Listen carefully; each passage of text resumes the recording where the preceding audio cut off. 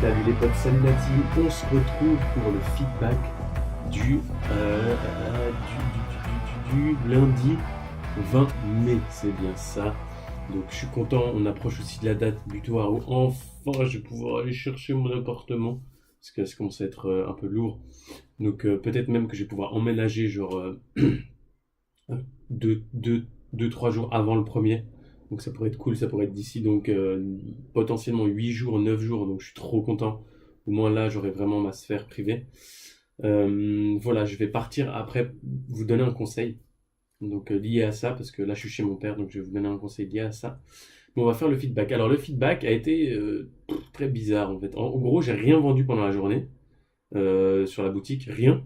J'ai les mêmes pubs, rien du tout. Ça a ciblé complètement d'autres personnes. Donc bon, après, comme je vous ai dit, hier c'était le troisième jour, donc les pixels sont pas enfin le pixel est pas du tout, j'imagine qu'il cible encore. En fait, il joue, il cible donc des audiences et des mots-clés et il regarde un peu en fonction des conversions que ça donne et des résultats que ça donne, genre comment peaufiner, on va dire, le ciblage.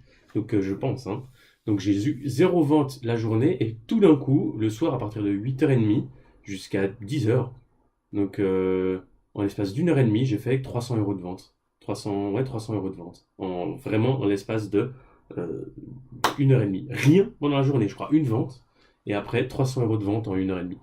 Après, je pense qu'il y a d'autres conditions qui rentrent là-dedans. À mon avis, il y a aussi le fait que on était la semaine.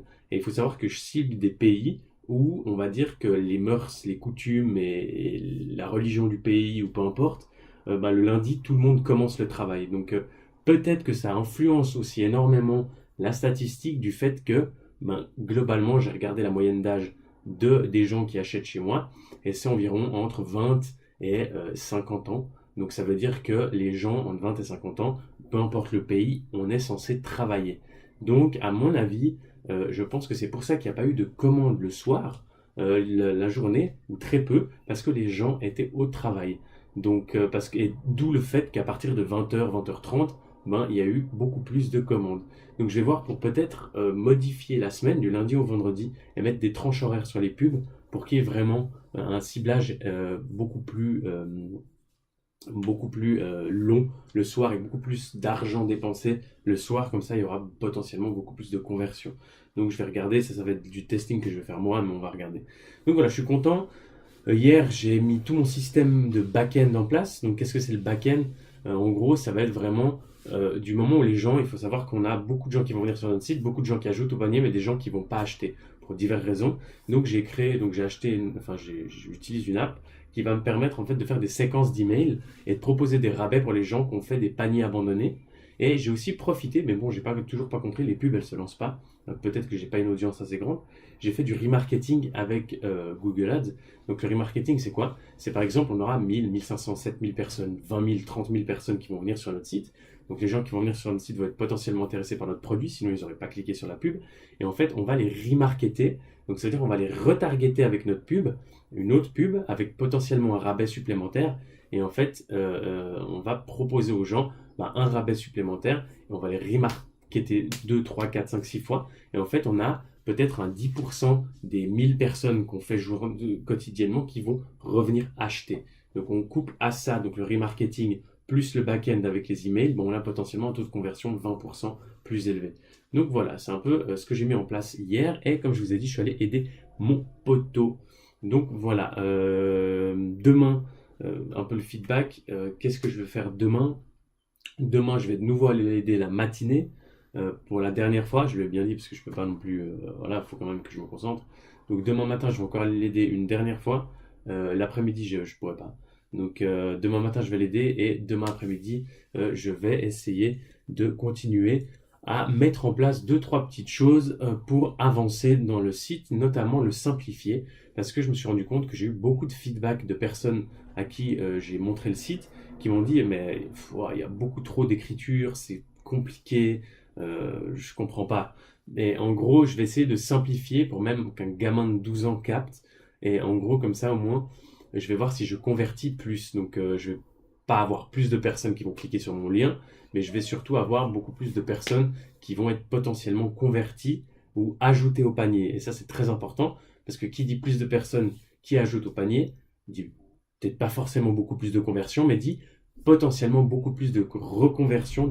Ces gens-là vont rentrer dans un peu les phases de remarketing et de back-end avec les mails, etc. Donc voilà, c'est ce qui a été mis en place et c'est ce que je vais faire demain. Pour en revenir à la petite explication que je voulais vous parler,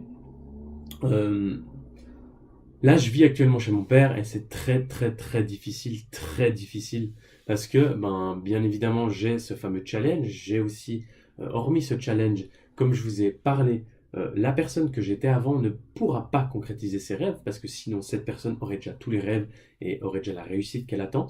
Donc je dois modifier ma manière d'approcher le monde, ma manière de voir la vie, ma manière d'appréhender les événements et la manière de me comporter face à ces événements pour me remettre en question, comprendre et avancer. Donc je dois changer des choses dans ma vie.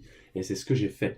Et on va dire que là, je vis chez mon père. Et évidemment, j'ai changé mon alimentation. J'ai changé pas mal de choses. Comme vous avez pu voir depuis le début du challenge, tout c'est un peu ce cloisonnement que j'ai dû me... Enfin, ces directives que j'ai dû me donner de discipline.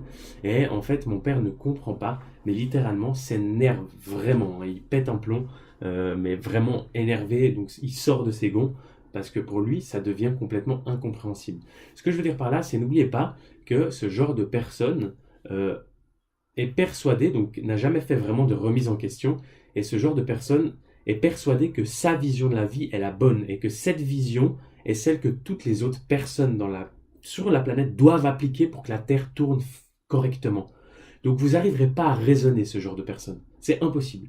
Le seul moyen, c'est d'accepter simplement les choses qu'ils disent. C'est d'accepter simplement leur opinion et de laisser couler. Oubliez pas qu'en plus, c'est mon père, donc c'est une personne qui tient à moi, qui évidemment a peur pour moi. Donc bien évidemment, lui, dans son contexte de vie, la seule manière de réussir, c'est travailler 35 ans, parce que là, il a plus de 35 ans de boîte, trouver une entreprise, travailler 35 ans dedans, absolument pas faire un écart pour pouvoir être gardé dans cette entreprise, économiser un maximum dans son deuxième pilier et commencer à vivre à 65 ans. C'est sa vision de vie à lui, en fait. Donc, en gros, de me voir réagir comme moi j'ai fait, tout quitter, arrêter mes études et commencer un peu la vie, un peu en mode je brûle tous mes navires et j'y vais au talent, parce que je vous expliquerai aussi comment je suis arrivé un peu dans l'entrepreneuriat. C'est vraiment au talent, hein. Il n'y avait rien de préparé, aucun projet sur pied, il n'y avait rien. J'ai dit ciao, je me casse. Donc, en fait, cette personne a peur pour moi, mais cette personne a peur parce que dans sa vision de la vie à elle, si elle aurait entrepris ce que moi j'entreprends, c'est l'échec assuré. Et c'est fini, terminé, on se retrouve à la rue, clochard, ruiner notre vie, etc. Donc en fait, elle a peur, et par cette peur, elle véhicule énormément d'émotions négatives. Parce qu'elle veut, comme je vous rappelle, m'ancrer dans la médiocrité. Donc elle veut m'ancrer dans sa manière de voir la vie à elle, pour en gros me dire reste ici, c'est moi qui ai raison. Donc en gros, c'est très difficile de partager avec une personne comme ça, parce qu'en fait, tout ce qu'on va proposer ou toute idée nouvelle va rentrer en conflit, parce que nos idées vont drastiquement être contraires à sa manière de voir la vie. Donc c'est très difficile, et vu que ce genre de personne ne prend pas du tout de recul pour essayer de comprendre, ça devient très difficile de parler. Donc la seule chose à faire, c'est en fait d'accepter ce qui se passe. C'est ne vous justifiez pas devant ce genre de personnes. Ça servira à rien parce que ça va être un dialogue, on va dire, unilatéral. Donc la personne va vouloir parler avec vous, mais en fin de compte, ne va jamais vous écouter parce qu'elle est déjà statique sur ses positions. Donc ce que je veux dire par là, c'est accepter simplement le fait, même si c'est dur, même si c'est énormément d'émotions négatives, et même si c'est une frustration énorme, parce que cette personne, j'ai entendu des choses absolument horribles, hein, genre limite des insultes, hein, comme quoi j'étais un débile mental, et puis comme quoi le monde ne pourra jamais continuer avec des gens qui pensent comme moi. Enfin, c'est pas pour être méchant, c'est pas pour c'est pas à but de piquer, rappelez-vous ce que je vous ai dit, parce que les gens ne sont pas méchants, mais c'est à but de... La personne a tellement peur pour vous qu'elle veut vous ancrer dans sa médiocrité et tout faire pour vous stopper dans vos démarches, en fait. Tout faire pour vous raisonner, en fait. Pas vous stopper dans l'entrepreneuriat, parce que mon père me soutient dans l'entrepreneuriat, mais stopper cette manière de penser que j'ai, en fait, qui est beaucoup plus liée à l'énergie, à l'intuition, etc.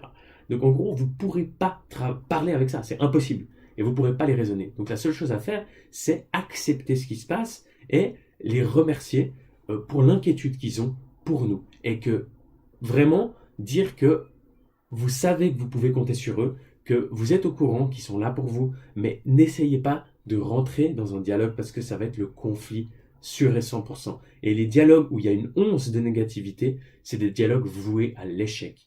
Donc vraiment, prenez le temps de simplement accepter ce qui se passe et ne pas vous frustrer. Soyez clair dans votre tête, avancez, et c'est très dur parce que c'est des gens qui sont très proches, c'est quand même des parents, c'est des gens qui nous ont élevés, donc c'est de la famille, c'est nos frères, nos meilleurs amis, notre femme, nos copines, nos enfants. Donc il faut vraiment rester très posé sur vos bases à vous et savoir absolument où vous voulez aller. Laissez-les parler et simplement acceptez. Ne vous justifiez pas, ne gueulez pas, ne les critiquez pas en disant de toute façon toi t'as jamais fait ça, blablabla, moi j'essaye.